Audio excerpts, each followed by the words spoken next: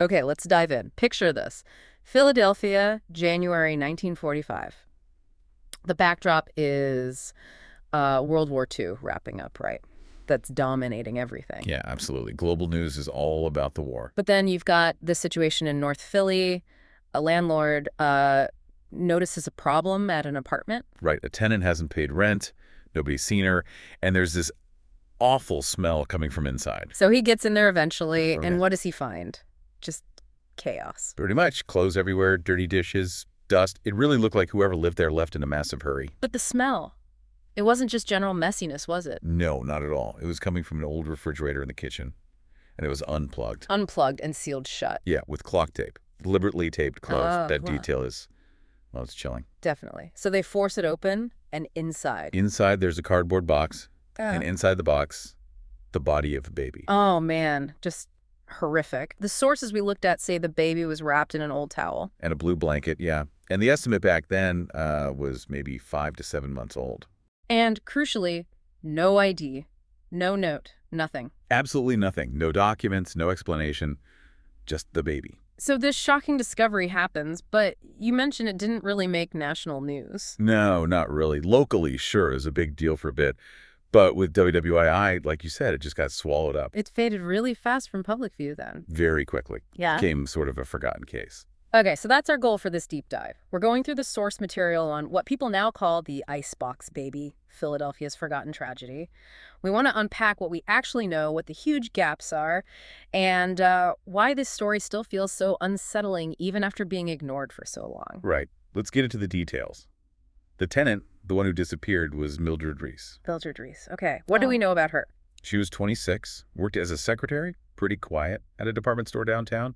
She'd been living alone in that apartment since about mid-1943. And her neighbors. Did they know her well? Not really. They said she was polite, but, kept to herself, didn't have many visitors, wasn't very social.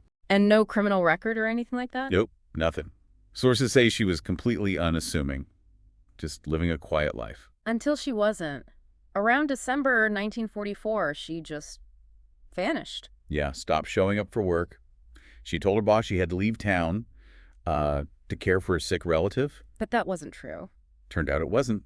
When the police started investigating after finding the baby, no relatives came forward. Nobody knew where she'd actually gone.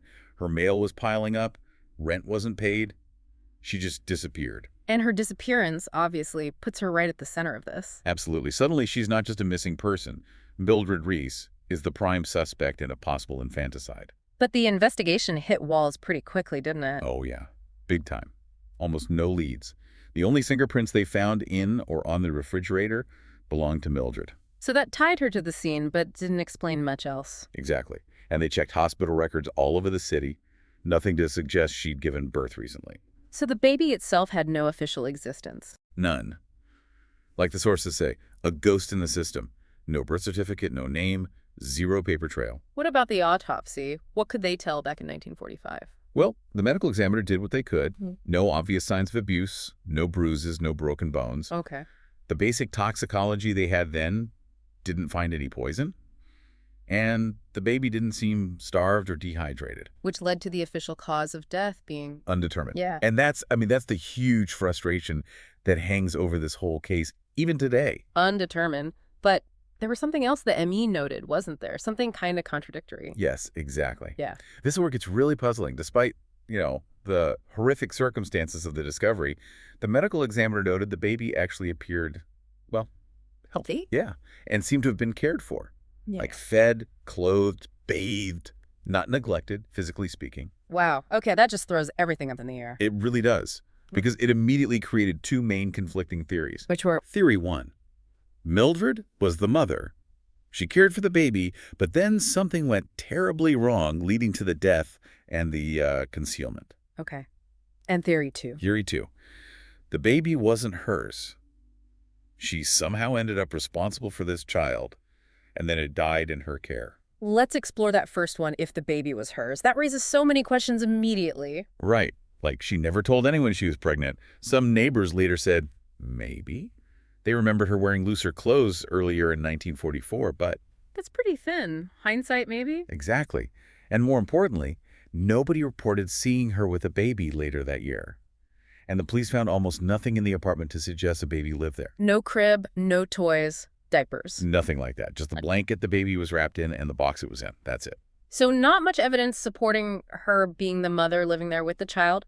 What about finding Mildred? Did the police have any leads on where she went? They tried. There were a couple of really weak leads. A neighbor thought they saw someone who looked like her getting on a train, maybe heading west. Another person thought they maybe saw her down in Baltimore weeks later. But Nothing solid. no, never confirmed. No tickets matched. No real proof. Yeah. Just rumors, really. And so the trail for Mildred just evaporated. Pretty much. Her social security number showed no activity for years and years. Decades, even. Yeah, there was one little blip in the early 1960s. Apparently someone in California used her number. So they looked into it, but dismissed it. Yeah. Probably just a clerical mistake or maybe, very early identity theft. Nothing came of it. The trail was cold again. For good, it seemed. And the baby. What happened to the baby? So tragic. Unidentified, unclaimed. The city buried the baby in a potter's field. An unmarked grave, basically. No name, no service, just buried anonymously. The official police file was closed in 1947, labeled suspicious death, unresolved. Case closed, but not really solved. Did the story just die then? Officially, maybe. But apparently it lingered, whispered about in Philly police circles. The sources mentioned some older detectives calling it one of the most disturbing cases they ever knew, precisely because it was so unresolved. All loose ends and no answers. Exactly. And because of that ambiguity, psychologists, criminologists, they've looked at the few facts we have over the years and tried to, speculate, to build theories. Okay, let's touch on some of those theories. Just exploring possibilities, since the evidence is so thin. One idea mentioned is postpartum psychosis. Right. It's a rare condition, but extremely severe mental illness after childbirth. Can involve hallucinations, paranoia, really disconnects someone from reality. So if Mildred was the mother and had no sport, It's possible it could lead to a tragic outcome and then maybe these desperate, illogical actions afterwards. But again, it all hinges on her being the mother, which we don't know. we just don't know. What about the other main idea, that the baby wasn't hers? How might that have played out? Well, maybe the baby belonged to a relative or a friend, someone in a desperate situation who left the child with Mildred. Okay. And then, if the baby died while in Mildred's care, maybe an accident, maybe SIDs, we don't know, she might have just panicked, completely freaked out. Especially if she was this quiet, isolated person. No, Fear of blame, scandal. exactly. Terrified of the consequences. Maybe hiding the body and running felt like the only option in that moment of sheer panic. And there's the possibility it wasn't panic or psychosis, but something more deliberate. Well, that act of taking the fridge shut, it feels intentional, doesn't it? It does. Less like a panicked posticide, more like sealing something away. So was it calculated? Like trying to preserve the body, maybe slow down decomposition, buy time? Or was it just the completely irrational act of someone totally breaking down? The facts don't really point clearly one way or the other. And other details just make it murkier, like the state of the apartment. She didn't clean up, didn't take valuables. No, and she apparently left her cat behind. Oh, left her cat. Wow. Yeah. And the sources mention a half-packed suitcase on the bed, untouched. It really paints a picture of a very sudden departure. Like she was interrupted or just fled mid-action. Overwhelmed by guilt, maybe, or fear, or something else entirely spooked her. Could be any of those. Yeah. And back to the fridge. Why the fridge? It seems counterintuitive if you just want to dispose of a body quietly. Right. Burial somewhere seems less risky, less likely to be found quickly in an apartment building. So putting the baby there, taping it shut, it feels different. Almost like an inability to let go completely. Or some strange, maybe subconscious attempt at preservation, not just disposal. It adds this whole psychological layer. We also have to remember the time period, the 1940s. Absolutely critical context. The shame and stigma around single motherhood back then were immense. So even if the baby was hers and died accidentally, The fear of judgment from family, from society, from the law could have been totally paralyzing. Hiding the body, running away. yeah. It might have seemed like the only way to avoid complete social ruin. There's also another angle mentioned in the sources, a possible illegal adoption scenario. Yeah, the idea that maybe Mildred got the baby illicitly from a mother who couldn't keep it. If the baby then died, maybe from health issues. Mildred would have no legal standing, no explanation. Exactly. She'd be in serious trouble, regardless of how the child died. That fear alone could definitely motivate concealment and flight. And through all these decades, just nothing new. No breaks in the case. Nothing credible. The baby remains unidentified. Mildred Reese was never seen again, officially. Police apparently tried tracing family later. Either they genuinely didn't know anything or, well, some reports suggest family members just refused to talk about her, maybe out of shame or confusion or just wanting to bury that part of the past. So her memory was effectively erased, just like the baby's identity. Seems that way. Then fast forward to the early 2000s, the internet age begins. And the case gets rediscovered. Yeah, by amateur sleuths, basically. People on early true crime forums found the old newspaper clippings online. They were fascinated, started calling it Philadelphia's most forgotten crime. Did they find anything? One person did some digging into property records, found the building where it all happened. Still standing? Demolished back in the 1970s. So any tiny chance of finding some physical clue there was long gone. Of course. What about modern science? DNA? Could that solve it now? You'd think so, right? In theory, if they had a DNA sample from the baby and a relative submitted their DNA to one of those genealogy sites, maybe a match could pop up. But the sources are pretty clear. No biological samples were saved from that 1945 autopsy. The body was decomposed. The records are just old handwritten notes. So unless a relative comes forward and there's some miracle match years down the line... The baby's identity is likely lost forever. Yeah, it's haunting how easily a story like this could just vanish back then. It really is. A dead infant, a missing woman.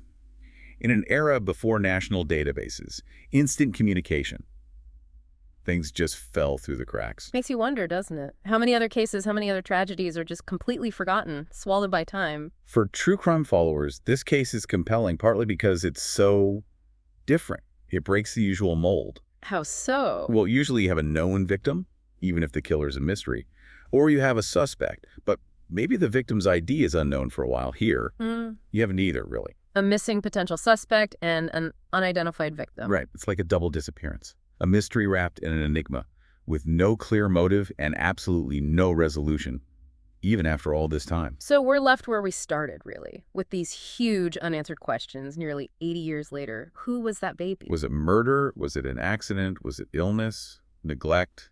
We just don't know. And Mildred Reese, what on earth happened to her? Did she end her own life somewhere? Did she actually manage to disappear and start over completely? Or did she just die years later, taking the secret, whatever it was, with her? It's a case where the lack of an ending is the ending. Perfectly put. Yeah. And maybe, in the end, the Icebox Baby case sticks with us, not because we have answers, but because it makes you, the listener, really think about forgotten stories, about how easily mysteries can be hidden, frozen in time, sometimes literally, and what that tells us about the limits of what we can ever really know and the heavy secrets people can carry.